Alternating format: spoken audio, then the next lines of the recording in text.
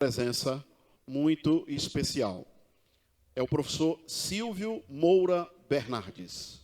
Ele é mestre em saúde pública pela Universidade de Loma Linda.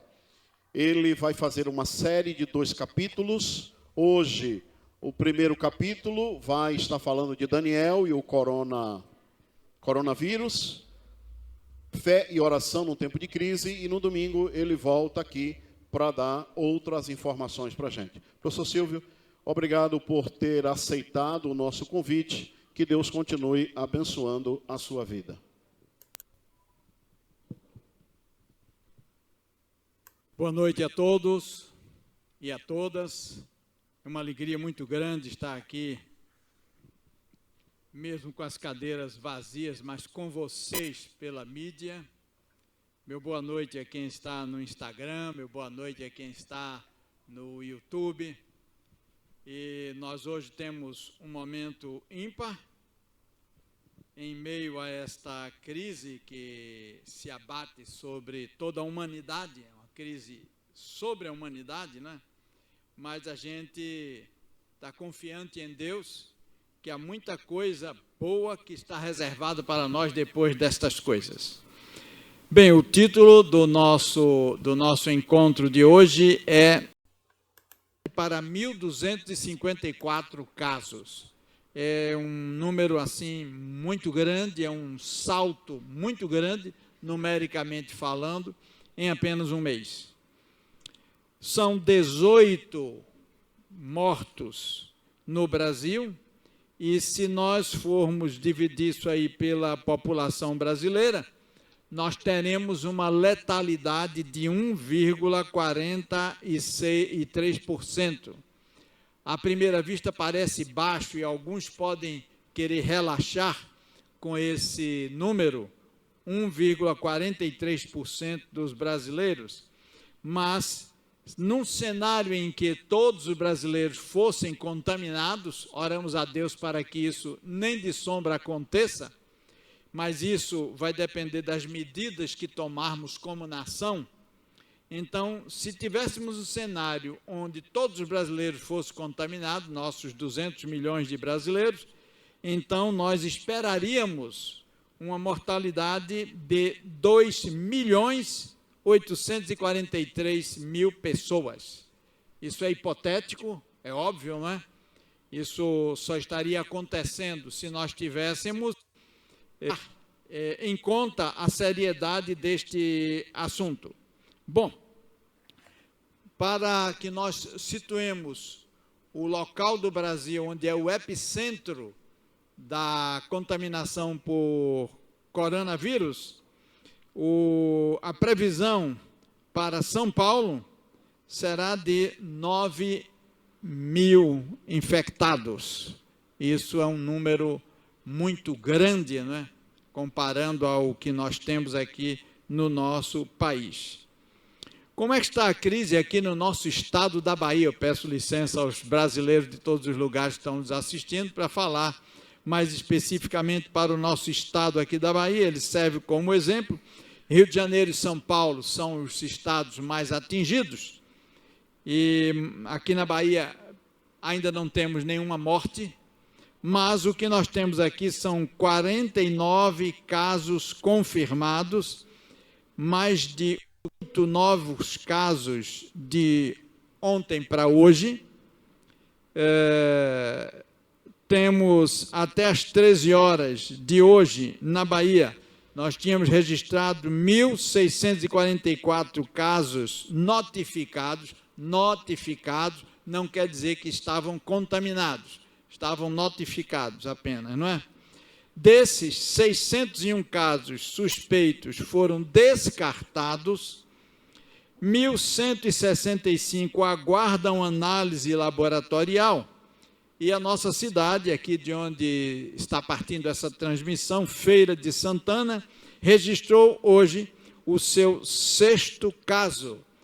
Na realidade, permanecemos com 5, porque a primeira já está fora de perigo, já não tem mais coronavírus, né? Então ela já foi tirada aqui. Nós temos 5, mas esse é o 6º caso da gente aqui em Feira de Santana.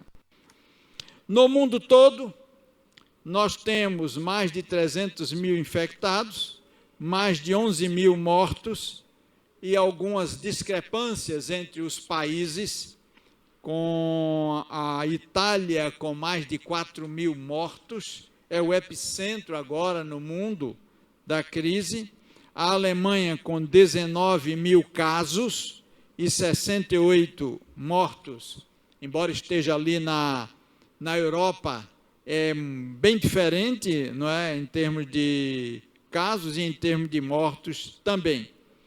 Bom, quais são então as medidas que estão sendo propostas no mundo todo? E aí algumas nações utilizam com mais rigor e outras com menos rigor, mas quais são as medidas propostas para o enfrentamento da crise?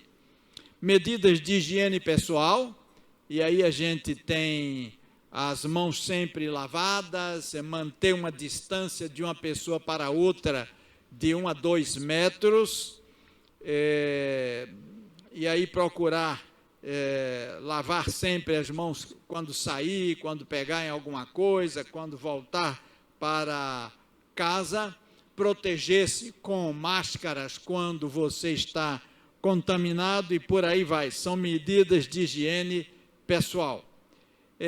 Algumas medidas são de distanciamento social, como esse caso de mantermos-nos a uma certa distância das pessoas e também não abraçar, não beijar, não apertar a mão. Isso aí é um distanciamento social. Medidas de isolamento social é quando a população é convidada a ficar em casa e aí se fecha uma série de estabelecimentos, se proíbe eventos onde muitas pessoas estão juntas e etc. e tal. Isso aí é o isolamento social. E a internação hospitalar dos que estão no quadro mais grave e a quarentena em casa daqueles que estão suspeitos ou que têm o vírus, mas que não desenvolveram os sintomas, né? E então esses estão nessa quarentena e pode ser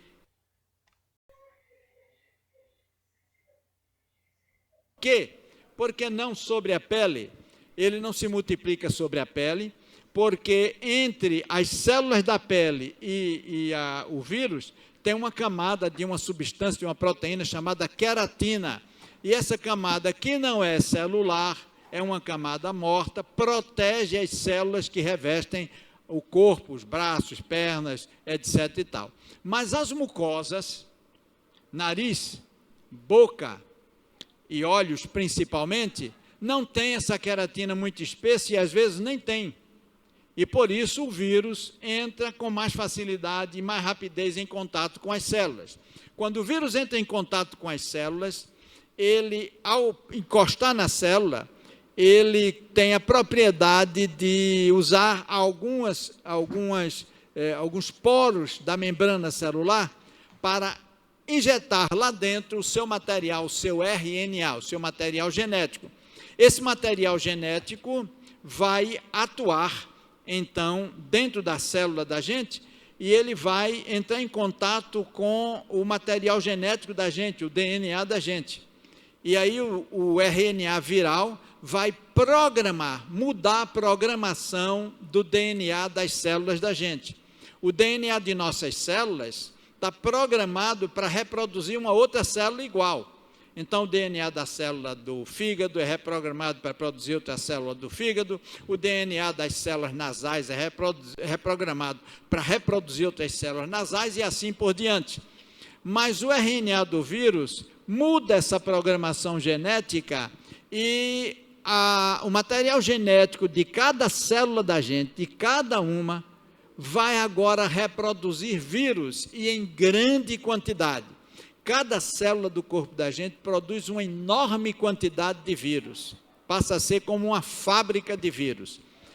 É tão rápido o vírus consiga isso, quanto outros vírus começarão a parasitar outras células da gente e fazer o mesmo com elas. Por isso, a velocidade com que o vírus invade o corpo da gente é que determina a enfermidade. Isso aí é uma equação tremenda, não é? Se o vírus consegue invadir mais rápido o corpo do que o corpo se defender, então teremos a doença. Mas se o corpo está bem e o sistema de defesa logo reage contra o vírus, produzindo anticorpos, que são proteínas de defesa, então esses anticorpos anularão o vírus, impedindo que o vírus parasite mais células e que se multiplique no corpo da gente. E daí outras células de defesa nossa, que se chamam fagócitos, vão fagocitando, vão comendo. Fagocitar quer dizer comer. Elas vão absorvendo, vão comendo e digerindo esse complexo antígeno, que é o vírus, e anticorpo, que é a proteína de defesa produzida pelas células de defesa do nosso corpo. Pois bem, então, o importante nesta crise é, vejo, manter esse corpo saudável para que esse corpo possa reagir ao vírus prontamente. E isso vai determinar, então, o sucesso da gente nesse momento em que nós estamos sendo acossados, poderia dizer assim, usando uma palavra não tão usual, né, pelo vírus, ok?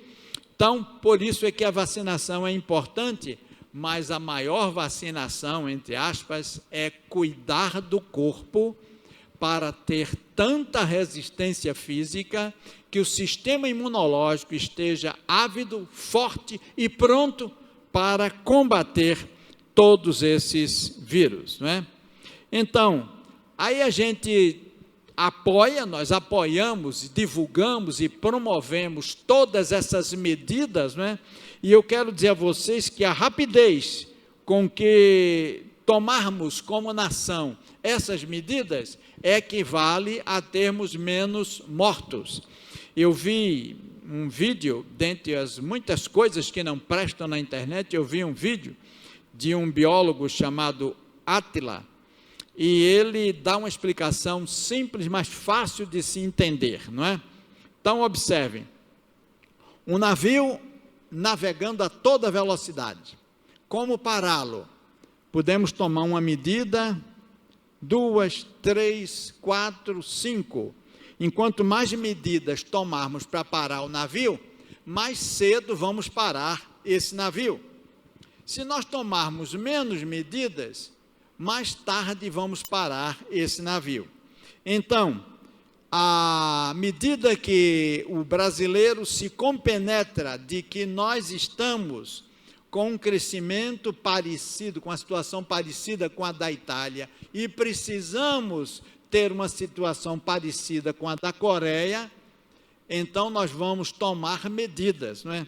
Se todos os brasileiros obedecerem às recomendações governamentais, às recomendações da saúde pública e da igreja, e a igreja está dando o exemplo aqui, vocês estão me vendo, mas a igreja está vazia, está aqui uma equipe mínima que faz com que este momento esteja acontecendo, mas os bancos estão vazios porque nós cremos e nós adotamos as medidas da saúde pública, e essas medidas mostram para a gente que enquanto mais elas forem respeitadas pela população, mais rápido vamos sair dessa crise.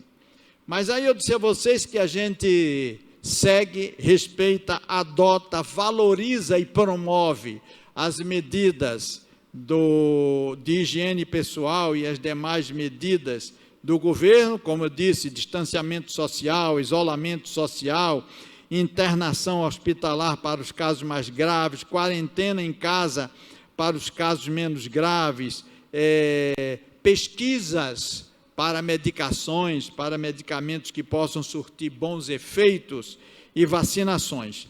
Mas nós temos um diferencial, e é o diferencial que nós queremos fazer na nossa sociedade.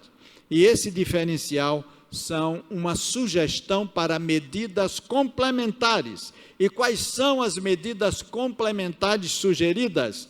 Nós sugerimos um elenco de 8 hábitos de estilo de vida saudável para fortalecer o organismo das pessoas. E com esses 8 hábitos de estilo de vida saudável, nós queremos estimular todos a substituírem os hábitos que não são saudáveis e que, por isso, enfraquecem o corpo e debilitam o corpo para hábitos que são saudáveis e que fortalecem o corpo e que previnem as enfermidades. Aí nós temos vários desses hábitos e eu vou falar deles um pouco mais rapidamente, como, por exemplo, alimentação saudável, água de boa qualidade, e vou situar-me em 2 que são alimentação saudável e água. Esses são muito importantes. Por quê? Porque nós temos 3 coisas que são indispensáveis para a vida da gente. Outras são secundárias, mas nós não vivemos se faltar oxigênio, portanto, ar puro, exercício respiratório é algo que estimulamos. Nós não vivemos sem água, passamos só alguns dias, sem oxigênio alguns minutos, sem água alguns dias, sem alimento podemos viver algumas semanas, quem sabe até os mais fortes alguns meses, mas não passamos sem esses 3. Portanto, ter isso aí de boa qualidade é fundamental. Há uma coisa muito simples: prefira descascar do que desembrulhar. Isso para a sua saúde é fundamental. E eu quero lhes chamar a atenção, porque já existem muitos trabalhos científicos e muita gente defendendo o estilo de vida saudável, especialmente aqueles que são partidários de uma alimentação saudável, o que chamaríamos de uma alimentação saudável, uma alimentação que, dentre outras coisas, além de todos os nutrientes que ela possa prover para a gente, ela ainda nos dê fitonutrientes. Onde nós encontramos fitonutrientes? São substâncias que estão nos vegetais, e eles estão distribuídos de acordo com a cor do vegetal. Por isso, transforme a sua vida em um arco-íris. Tenha vegetais vermelhos, roxos, verdes, laranja, brancos, vermelho, olha, qualquer cor, mas transforme a sua mesa, a sua alimentação num arco-íris.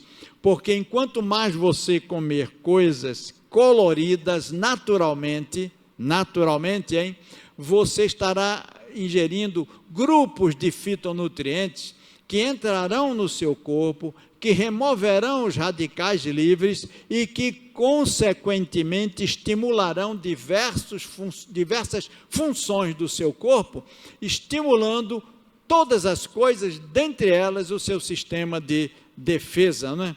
O que não dizer de uma goitrogenina? Você sabia que você come isso todo dia se você ingere couve e brócolis, couve-flor e brócolis? Goitrogenina, o que será isso? Isso é um fitonutriente? O papel dele é estimular, terminar, controlar os processos inflamatórios. Então, além disso, temos o hábito de caminhar, de fazer exercício físico. O exercício físico, sim, estimula o seu sistema de defesa. E por que não falar do sono reparador? 1 hora de sono antes da meia-noite equivale em poder de reparação, em poder de fortalecimento do seu corpo e do meu, por 2 horas dormidas depois da meia-noite, ok?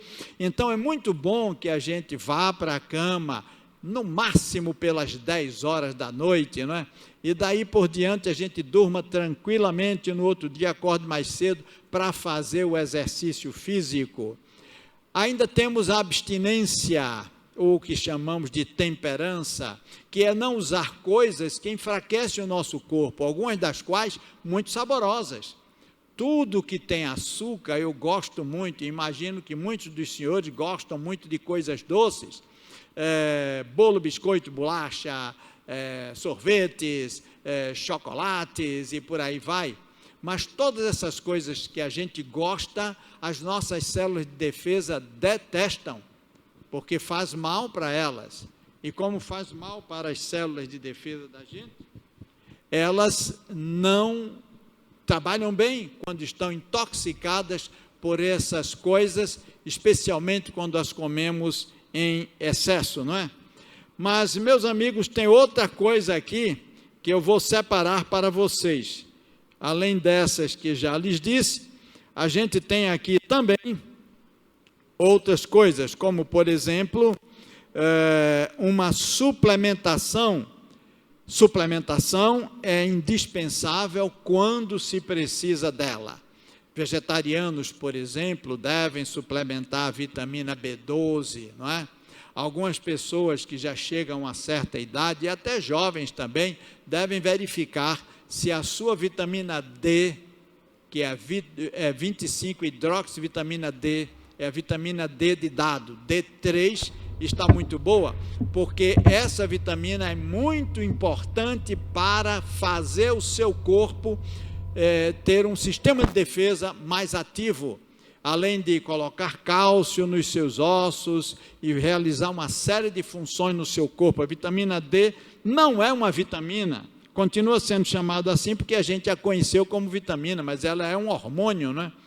E a vitamina D, então, é conseguida com outro desses remédios naturais, que é se expor ao sol. Portanto, você que tem uma pele mais clara como a minha, se exponha ao sol. 10 minutos para você, com a pele igual à minha, está muito bom. O sol de 11 horas até o sol de 2, 3 horas da tarde, porque tem uma maior incidência dos raios ultravioleta B, que são os raios que ativam mais a vitamina D que está na pele da gente. Se você tem uma pele mais morena, é mulato, é mulata, 15 minutos. E se você tem uma pele mais escura, você é negro, então sua pele, por ter uma proteção maior, uma camada maior de melanina, não é? Ela precisa de uma maior incidência dos raios solares, então 20 minutos para você está bom. Todas as vezes que fazemos isso diariamente, nós ativamos a vitamina D, nós impedimos uma série de doenças crônicas degenerativas e também damos um refresco e damos um estímulo para o nosso sistema de defesa. Portanto, a suplementação, quando se fizer necessária, é muito boa, porque os suplementos entram no corpo para ajudar o sistema de defesa no seu esforço para curar, para defender a gente e até curar as enfermidades, certo? Mas uma coisa é importante para todos nós, é uma mudança mental. Sim, mudou a cabeça, mudam as atitudes. Mudaram as atitudes, mudam os resultados. Se você quer partir de um corpo que tem tendência a adoecer para um corpo que tem uma maior tendência a ter saúde, então o que você pode fazer é ter uma mudança. Por favor, não vamos agora mudar o nosso estilo de vida por medo do coronavírus. Vamos mudar o nosso estilo de vida porque queremos ter saúde sempre e vamos ter uma motivação transcendental também, que é a motivação que nos oferece o livro bíblico de Coríntios, né? 1 Coríntios 10, 31, vamos mudar para a honra e para a glória de Deus. Muito bem, então, esta é a crise, a gente já falou a crise, a gente já deu a dimensão dessa crise, não é? E a gente agora deu para você as medidas de contenção, as medidas de higiene, etc. e tal, e apresentamos para você quais são as nossas recomendações complementares. A gente apoia, como já dissemos desde o início, todas as recomendações governamentais, só que nós acrescentamos a elas esses 8 remédios naturais de que lhes falei, e o 8º remédio mais importante de todos, vamos conversar sobre ele agora. Mas para a gente conversar e entender a importância desse 8º remédio natural, que é o mais importante de todos e eu deixei para o fim, é muito importante que a gente vá a Daniel. Daniel, personagem bíblico, que está sendo estudado no momento, não é? E o caso de Daniel é um caso emblemático e que serve para a gente agora, para a gente se guiar, se orientar dentro desse quadro, não é? Daniel, então, viveu em um momento de muita crise. Daniel enfrentou diversas crises, especialmente na parte final da vida dele, mas a gente encontra aqui no livro de Daniel, capítulo 1 e verso 1 e 2, o começo de uma crise. Daniel, capítulo 1, versos 1 e 2. E a gente encontra: no ano terceiro do reinado de Jeoaquim, rei de Judá, veio Nabucodonosor, rei de Babilônia, a Jerusalém e a sitiou. Sitiar não quer dizer que tomou a cidade. Entre sitiar e tomar a cidade é uma outra coisa. Mas uma cidade ficar sitiada é um momento em que ninguém mais tem liberdade. Não pode sair ao campo, não pode ir para outra cidade, porque tem um inimigo que está rondando. Vocês começaram a ver alguma semelhança com o momento em que nós estamos vivendo? O inimigo, então, está sitiando a gente, né? E aí, Nabucodonosor sitiou Jerusalém, e aqui no verso 2 está muito interessante isso, e diz assim: e o Senhor entregou nas mãos de Nabucodonosor a Jeoaquim, rei de Judá, e uma parte dos utensílios da casa de Deus, e ele os levou para a terra de Sinar, para a casa do seu Deus, e pôs os utensílios na casa do tesouro do seu Deus. Ora, aqui a gente vê, Deus entregou. Que frase é essa? Que estranho, não é? Deus não deveria ter protegido e Deus entregou. Nabucodonosor não teria poder para agir contra o povo de Deus se Deus não houvesse permitido. E muitas vezes Deus permite que aconteçam algumas coisas que não nos são favoráveis para nos ensinar certas lições. No passado já passamos por isso que estamos sofrendo agora. Desde no período pós-guerras mundiais, com a gripe espanhola, nós já passamos por isso. Os mesmos caixões, as mesmas dores, os mesmos ais, os mesmos gritos, os mesmos desesperos da época da gripe espanhola, nós já vivenciamos em outras etapas e estamos passando agora de novo. Sabe por quê? Porque talvez haja alguma lição que precisamos aprender que ainda não aprendemos. E aí, Deus, ao permitir que certas coisas aconteçam, Ele permite para corrigir a gente, porque Ele nos ama, e permite porque Ele tem correção a dar, não é? E então, aconteceu isso, e Daniel agora é levado para a Babilônia. Daniel, então, é separado dos seus compatriotas. Assim que o povo chega à Babilônia, o que é que acontece? Daniel, o povo é colocado em um determinado lugar para viver ali, né? E Daniel e seus amigos são separados do seu povo para irem para a corte, para viver lá perto de Nabucodonosor, no palácio. Então, aí a gente já tem uma separação. Eu poderia dizer que foi um isolamento social de Daniel, porque ele separou-se dos seus mais queridos, né? E isso está aqui em Daniel capítulo 1, verso 3 e 4, quando diz o seguinte: e disse o rei a Aspenaz, chefe dos seus eunucos, que trouxesse alguns dos filhos de Israel e da linhagem real e dos nobres, jovens em quem não houvesse defeito algum, formosos de aparência e instruídos em toda a sabedoria, e sábios em ciências, e entendidos no conhecimento, e que tivessem habilidade para viver no palácio do rei, a fim de que fossem ensinados nas letras e na língua dos caldeus. Muito bem.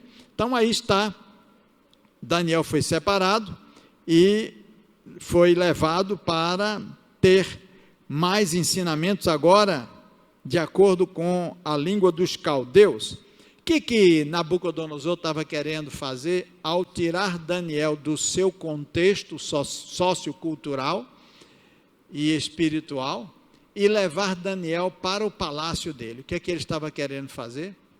Ele estava querendo fazer agora uma reeducação, aproveitar certos valores pessoais que aqueles jovens tinham, Daniel e seus amigos, e passá-los por uma mudança mental, para que eles deixassem de servir a Deus, ao Deus deles, e passassem a servir aos deuses de Babilônia. Foi essa a intenção, mudança de paradigma. Nabucodonosor só conseguiria transformar os líderes se ele conseguisse mudar o paradigma mental deles. Então, o rei tenta mudar a mente de Daniel, e para isso ele muda a comida e a bebida. Comida e bebida. Guardem isso aí, viu? Para mudar, ele começou por mudar a comida e a bebida. Percebe?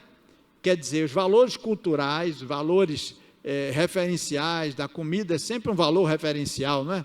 Até mesmo no Brasil, a gente anda por aí, a gente sabe que em cada local do Brasil, o povo é conhecido por um certo costume, por uma certa comida que é típica e etc. e tal. Isso não era diferente em Judá, isso não era diferente em Israel, só que Israel tinha um costume dado por Deus, e se Israel seguia o que Deus dizia, Israel não tinha nem que ser escravo de alguma outra nação, nem tinha que padecer com as doenças dessas nações. E agora, Nabucodonosor, que acreditava, não é, que o que ele fazia era o mais correto, porque ele era o maioral do mundo, ele leva Daniel para mudar a comida e a bebida de Daniel. E diz aqui, olha, verso 5, verso 6 e verso 7, e o rei lhes determinou a ração de cada dia, da porção do manjar do rei e do vinho que ele bebia, e que assim fossem criados por 3 anos, para que no fim deles pudessem estar diante do rei. E entre eles se achavam dos filhos de Judá, Daniel, Ananias, Misael e Azarias, e o chefe dos eunucos lhes pôs outros nomes, a saber, Daniel, pôs o de Belsazar, e por aí vai, são outros nomes que ele pôs, e vocês vejam, muda os nomes, porque os nomes em Israel tinham significado, eles eram todos alguma coisa relativa ao Deus de Israel, né? Por exemplo, Daniel significa Deus é meu juiz, e os outros também tinham certos significados voltados para Deus, e agora esses novos nomes eram nomes que desviavam o significado, voltando para os deuses babilônicos. Então a gente já vê aí que para mudar a cabeça de uma pessoa, eles mudam nome, muda comida, muda bebida, muda muita coisa, não é isso? E então, Daniel, como percebeu em que armadilha estava entrando, Daniel assentou no coração dele não se contaminar, e ele disse que iria resistir, mas a resistência de Daniel foi uma resistência bem calculada. Ele negociou, e como foi? Daniel 1, 8 a 14, Daniel assentou no seu coração não se contaminar com a porção do manjar do rei, nem com o vinho que ele bebia, portanto pediu ao chefe dos eunucos para não se contaminar. E aí, o chefe dos eunucos ficou com medo, e disse, olha, não vamos poder fazer isso não, porque se vocês forem comer outras coisas que não a comida que a gente tem, que é a melhor, vocês vão ficar mais fracos, aqui se come muita carne, e vocês vão ficar mais fracos, e quando vocês chegarem diante do rei, fracos, debilitados, o que vai acontecer? O rei vai degolar a cabeça da gente. E Daniel, entendendo a dificuldade daquele homem, vendo que ele estava também em maus lençóis, porque aquele homem tinha o poder de dar a comida do rei para ele, e era aquilo, e acabou-se. Daniel partiu para a negociação, e Daniel começou a mudar a cabeça daquele serviçal do rei, oferecendo a ele uma coisa muito simples. Então faz o seguinte, experimenta a gente, experimenta 10 dias, e dá para a gente legumes a comer e água a beber. Muita gente, lendo a literalidade do texto aí, pode pensar que o que Daniel pediu foram só legumes, realmente, e não foi só isso, tá? Bom, o resultado da estratégia de Daniel foi o seguinte, Daniel 1, 15 a 21, está escrito assim, olha, e ao fim dos 10 dias, pareceram os seus semblantes melhores, eles estavam mais fortes do que todos os jovens que comiam a porção do manjar do rei. E dessa sorte, o dispenseiro tirou a porção do manjar deles, e o vinho que deveriam beber, e lhes dava legumes. Percebe? Então Daniel conseguiu mudar o paradigma daquele homem. Ele cria firmemente que uma alimentação mais natural, mais simples, uma alimentação com mais vegetais, crus e etc e tal, ela enfraqueceria as pessoas. Aqui no Nordeste do Brasil, de vez em quando no consultório, eu deparo com alguém que diz, mas doutor, essa comida que o senhor quer que eu coma, verdura, fruta, legumes, sementes oleaginosas, leguminosas, doutor, olha, essa comida não dá sustância não. Eu já ouvi isso várias vezes, essa comida não dá sustância. E sabe o que é que eu digo para eles? Eu digo, vamos fazer o seguinte, você não está se sentindo mal? Porque eu sei que é difícil mudarem, não é? Eu digo, você não está se sentindo mal? Estou sim. Então vamos fazer o seguinte, você vai experimentar essa alimentação que eu estou te passando por 10 dias, e se quando chegar o 10º dia você piorar, ou ficar no mesmo, aí você continua a sua alimentação convencional como você quiser. Meus amados, é só a gente pedir que ele faça isso e orar por eles, e vou te contar, viu? As mudanças são extraordinárias em 10 dias. Bom, mas professor, será que se alguém comer legumes e tomar água, em 10 dias essa pessoa estará outra? A saúde dela melhorou e tudo mais? Tenha calma, você vai entender agora o que é que são esses 10 dias. Mas para isso, você precisa saber o que era que Babilônia comia. E a gente tem um referencial aqui do que Babilônia comia. Preste bem atenção a isso. Os babilônios comiam muitas carnes consideradas pela Bíblia impuras. Os animais não eram abatidos de acordo com os preceitos levíticos. E você querendo analisar os preceitos levíticos, é só ler Levíticos, capítulo 17, versos 14 e 15.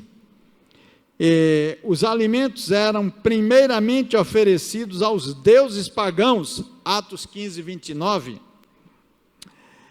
As bebidas eram extravagantes, bebida alcoólica e muitas outras coisas extravagantes. Daniel preferia uma dieta vegetariana, mais natural. Daniel nada faria para interferir em seu desenvolvimento físico, mental e espiritual. Bom, o que a gente entende por legumes a comer e água a beber? Eu vou focar mais em legumes a comer. Vamos Agora, a língua original em que esse texto, esse livro foi escrito, e no hebraico, esse legumes aí, eu peço licença a todos os teólogos que estão nos assistindo, dizendo a eles que eu não sou teólogo e nem sei hebraico, mas no hebraico, eu estou copiando isso de um livro de Francis Nicholson, que foi publicado em 1984 pelo SALT do IAE, em São Paulo, e se chama Comentários sobre Daniel. Então, nesse hebraico, é zero, com Z mesmo, né? Zero apóstrofo in, é o que está aí, e que é traduzido por legumes. O que isso significa? Significa alimento derivado de plantas. Alimento derivado de plantas. E o que era isso na época lá de Daniel? Eram cereais e demais vegetais, frutas, legumes, etc. e tal, não é? De acordo com a tradição judaica e os hábitos da Mesopotâmia, Francis Nicholson diz também para a gente que nisso aí também estava incluso tâmaras, né? E amoras, portanto, frutas também estavam incluídas aí. Então, o que Daniel pede ao dispenseiro não era só legumes, era uma alimentação bem balanceada e tudo mais. Onde encontramos essa palavra, ou uma palavra semelhante a essa, falando de água, falando de alimentos? Nós a encontramos em Gênesis 1:29, quando está escrito a dieta original do homem, e está escrito lá que nós vamos nos alimentar de plantas, com outra linguagem, mas a original é essa. Nós temos plantas e vamos nos alimentar disso, ok? Então vejam, Daniel assentou no coração dele não se contaminar. Não se contaminar com o quê? Imagine você aquelas carnes, como os babilônios comiam, possivelmente carnes mal passadas, carnes de animais impuros, com muitas contaminações, porque naquela época não se tinha muitas medidas de higiene, não se conhecia bactéria, não se conhecia vírus, nem nada, né? E por isso que Daniel assentou no coração dele. Primeiro, ele não ia se contaminar, ele ia manter o estilo de vida saudável dele, e ele foi muito abençoado por Deus nesses momentos, porque resolveu obedecer a Deus. Mas qual é a melhor forma para se enfrentar as crises da nossa vida, e essa crise que nós estamos passando por ela, sabe? Cristo, diz uma escritora norte-americana chamada Ellen White, Cristo fora o guia e mestre do antigo Israel. E ensinar ali que a saúde é o prêmio da obediência às leis divinas. E aí ela coloca assim, olha, o grande médico que curava os doentes da Palestina, refere-se a Cristo, não é? Falara a seu povo da coluna de nuvens, aí já se refere ao deserto, dizendo-lhes o que deveriam fazer e o que Deus faria por eles. E quando a gente vai, isso aí está em Conselhos sobre o Regime Alimentar, página 121 de Ellen White. Quando a gente sai daqui do livro de Daniel e vai para Êxodo, capítulo 15, vamos comigo, você aí, abra a sua Bíblia, Êxodo, capítulo 15, e aqui em Êxodo 15, nós vamos ao verso 26, o contexto aqui é saúde, tá, minha gente? A gente encontra o seguinte, e disse, se, portanto, as promessas de Deus para o seu povo são aqui condicionais. Ele promete fazer algo se o povo fizer a sua parte. E aí a gente trabalha no contexto de fé aqui. Na atual conjuntura que estamos, com essa crise que estamos enfrentando, a fé é muito importante. A confiança no poder de Deus é de fundamental importância. E o que tem isso para a gente? Note o que está escrito aqui. Se ouvires atento a voz do Senhor teu Deus, ouvir atento, se fizeres o que é correto diante dos seus olhos, se ouvir atento, se fizer o que é correto, olha só, que mais? E inclinares os teus ouvidos aos seus mandamentos, obediência, e guardares todos os teus estatutos, nenhuma das enfermidades porei sobre ti, daquelas que pus sobre o Egito, porque eu sou o Senhor que te sara. Que maravilha isso! Ô bênção maravilhosa! Ô alegria! Eu tenho um Deus que está presente. Ele está vendo tudo o que está acontecendo.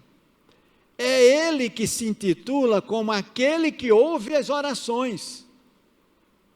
E esse é o maior de todos os hábitos que a gente precisa adquirir, até mudar se não tem ainda, que é a confiança no poder de Deus. Oh, maravilha!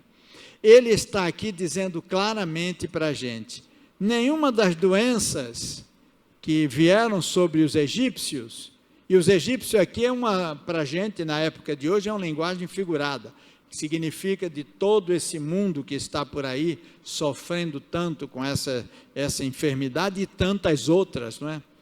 Nenhuma delas virá sobre nós, se nós obedecermos a Ele. Quando ele fala de mandamentos, ele está falando dos 10 mandamentos, mas ele fala de mais ainda, ele fala de estatutos, e aí pode-se entender também a parte de saúde. Nenhuma enfermidade porei sobre ti, que pus sobre o Egito, porque eu sou o Senhor que te sara. Que maravilha isso, não é? Então, olha, a serva do Senhor volta dizendo, Cristo deu a Israel definidas instruções acerca de seus hábitos de vida e assegurou-lhes, Deuteronômio capítulo 7, verso 15, o que é que Deus assegurou a Israel, capítulo 7, verso 15, e o Senhor de ti desviará toda a enfermidade, sobre ti não porá nenhuma das más doenças dos egípcios, que bem sabes, antes as porá sobre todos os que te aborrecem. O Senhor de ti desviará todas as enfermidades. Meus amigos queridos, quando cumpriam as condições que Deus colocava, quando faziam as suas partes, os hebreus verificavam que recebiam mais saúde, tinham mais saúde. No Salmo 105, por exemplo, no Salmo 105 a gente tem claramente isso, não é? Salmo 105, verso 37. Salmo 105, verso 37. A gente observa isso aqui claramente.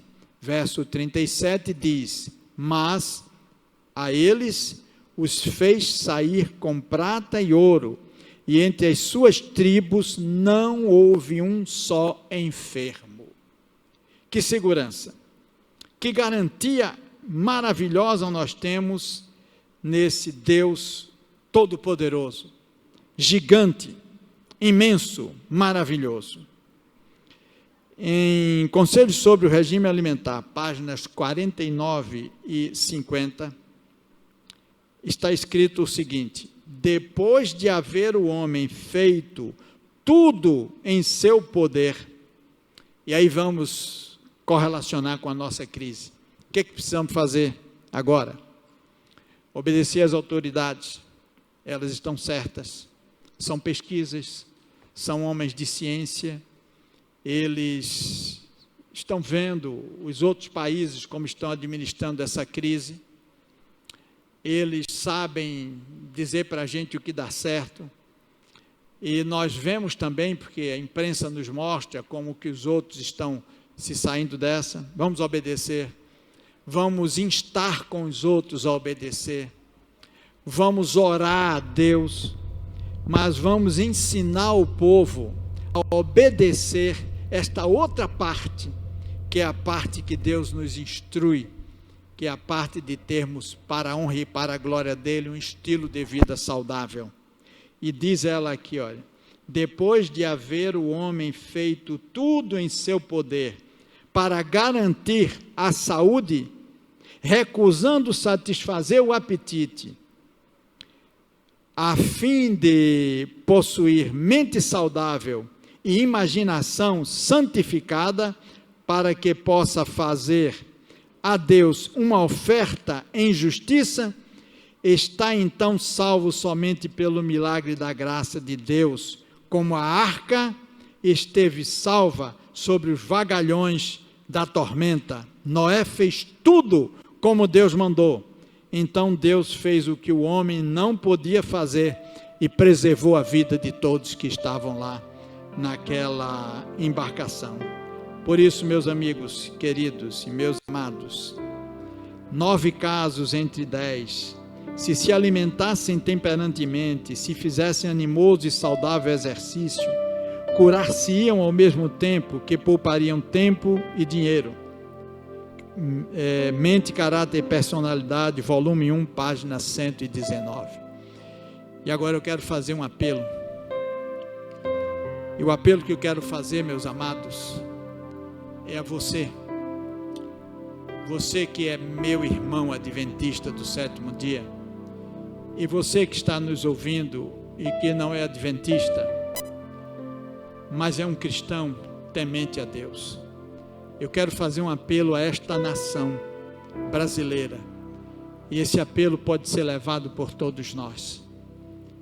Este momento é importante para a gente, é um momento de reflexão, é um momento em que a gente tem uma oportunidade em casa, com a família, para se ajoelhar. É um momento que a gente pode trabalhar, e trabalhar muito nesse momento para ajudar as pessoas. Você pode ajudar as pessoas com alimentos, com remédios, se for descoberto algum, mitigando suas necessidades. Estamos esperando muitos desempregados e tudo mais. Mas, meus queridos, não há maior ajuda para eles do que levar a Jesus Cristo. E Jesus Cristo tem a solução, sim, para todo esse drama que estamos vivendo. Deus só quer que a gente demonstre a disponibilidade de obedecê-lo. E assim como ele fez com Israel no deserto e protegeu Israel, ele também vai fazer com a gente e vai proteger a gente. Creia, tenha fé, mas uma fé operante. É bom orar, mas não só orar. É bom que essa oração faça você levantar dos seus joelhos e partir para a ação.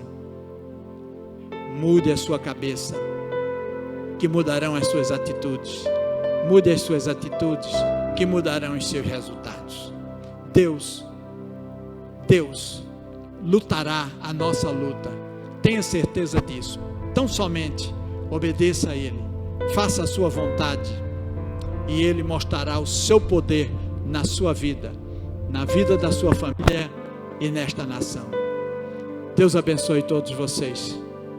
Vamos orar.